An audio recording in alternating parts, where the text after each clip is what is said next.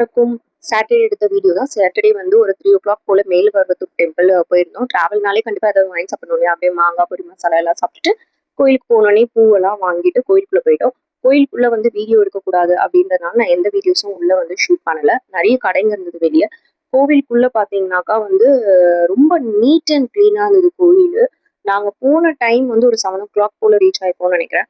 But நாங்க போன டைமா என்னன்னு தெரியல. ஒரு கூட்டமும் இல்ல, ஒண்ணுமே இல்ல. ரொம்ப நல்லா சாமி பார்க்க முடிஞ்சது.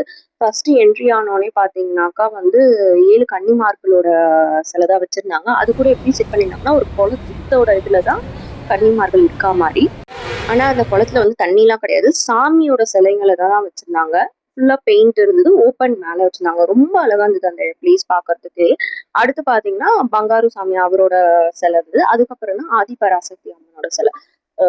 சொல்லணும்னா சாமியோட சிலை வந்து அவ்வளவு அழகா இருந்தது பாக்குறதுக்கே. ரொம்ப நீட்டா இருந்தது பிளேஸ். கண்டிப்பா ஒன்ஸ் வந்து நீங்களும் உங்க ஃபேமிலியோட போய் அந்த கோவிலை விசிட் பண்ணுங்க. கோயில் போயிட்டு வந்த ஒரு என்னன்னா அங்கேயே நம்ம கொஞ்ச நேரம் உட்காந்துட்டு அப்படியே பிளசண்டா இருக்கும். ரொம்ப மைண்டே ரிலாக்ஸா இருக்கும். நாங்க போன டைம் கூட்டம் இல்லைன்றதுனால எனக்கு அப்படி இருந்ததா என்னன்னு தெரியல. பட் பிளேஸ் வந்து ரொம்ப கிளீனா இருந்தது. கண்டிப்பா நீங்களும் உங்க ஃபேமிலியோட ஒன்ஸ் மேல்மருவத்தூர் டெம்பிள் போயிட்டு வாங்க. நல்ல ஒரு பிளெஸிங்ஸும் கிடைக்கும். கோவிலும் சூப்பரா இருக்கும். அதே மாதிரி ஒரு லாங் டிரைவ் போனா ஒரு நல்ல ஃபீலும் இருக்கும். வர வழியிலேயே அப்படியே டின்னரையும் முடிச்சாச்சு. லைட்டா தான் சாப்பிட்டோம். Idli, dosa, baby corn fry, அவ்வளவுதான். இந்த வீடியோ உங்களுக்கு பிடிச்சிருந்தா உங்க ஃப்ரெண்ட்ஸ் அண்ட் ஃபேமிலி எல்லாருக்குமே ஷேர் பண்ணுங்க. நன்றி.